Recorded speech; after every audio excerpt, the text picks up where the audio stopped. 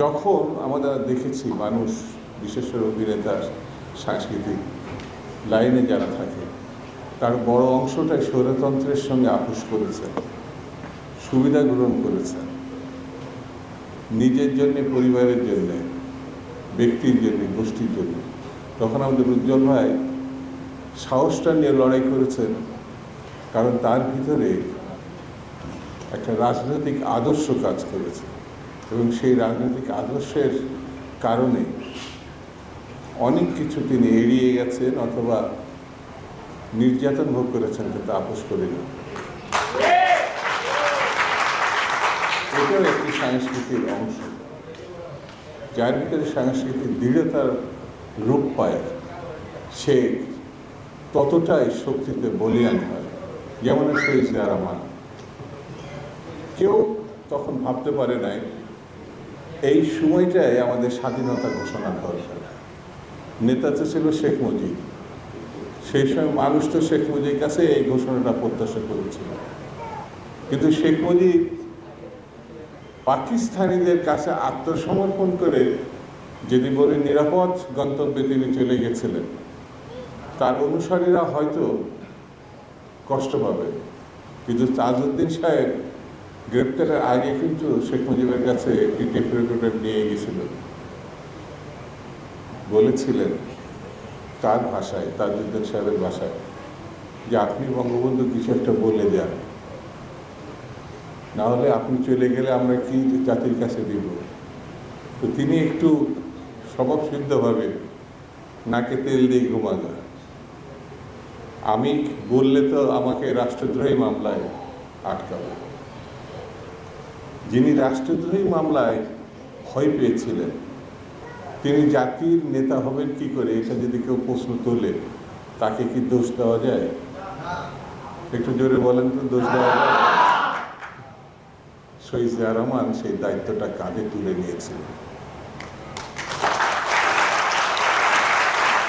তিনি স্বাধীনতার ঘোষণা করেছেন এইটুকুই না, পুরা 9 মাস তিনি রণাঙ্গনে থেকে যুদ্ধ করেছেন।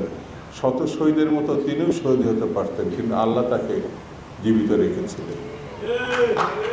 তিনি যুদ্ধ করে দেশ স্বাধীন করে আবার তিনি তার পেশায় চলে গেছিলেন, রাজনীতিতে আসেননি। নানান বিবর্তনের মধ্যে একসময় সিপাহী এবং জনতা 7 নভেম্বরে তাকে আবার সামনে নিয়ে এসেছিলেন, যখন তিনি স্বাধীনতা যুদ্ধ ঘোষণার সময় বলেছিলেন আমি মেজর জিয়া বলছি, আর এই 7 নভেম্বর বলেছিলেন আমি মেজর জেনারেল জিয়া বলছি। এটি শহীদ জিয়া রহমান,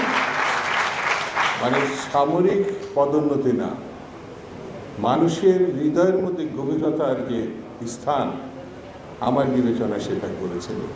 তার স্ত্রী, তার সহধর্মিণী, যিনি পরবর্তীতে আপসীর নেত্রী হিসাবে জাতির কাছে না দক্ষিণ পূর্ব এশিয়ার কাছে পরিচিতি লাভ করেছেন, তিনি বেগম খালেদা জিয়া।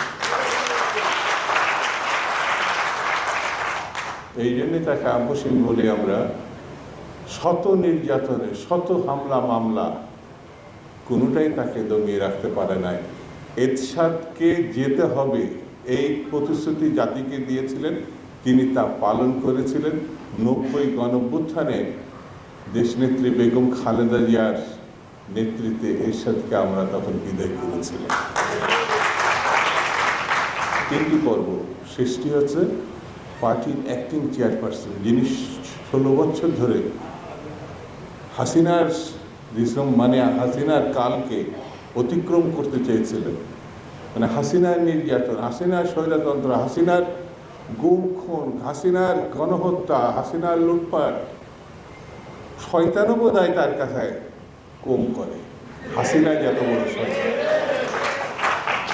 এটা ব্যাখ্যা করা, আমাদের জাতির সে নেত্রী হয়েছিল, এ ভাবা যায় না। তাকে কে বিদায় করেছেন, দেশবাসীর কে নেতৃত্ব দিয়েছেন, তিনি হচ্ছেন তারেক রহমান।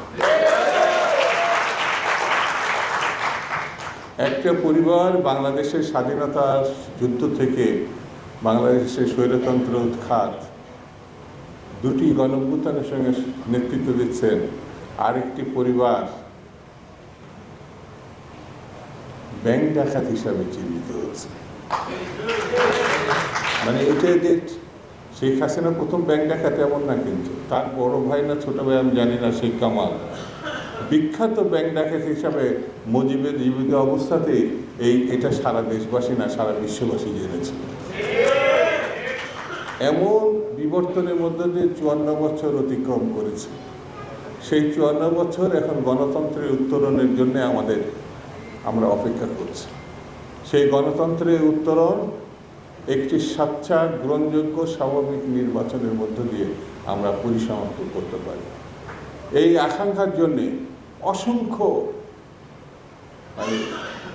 মানুষ, আমাদের সন্তান, কিশোর, যুবক, যুবতী, তরুণ, তরুণী নিজেকে উৎসর্গ করেছে, গুম হয়েছে।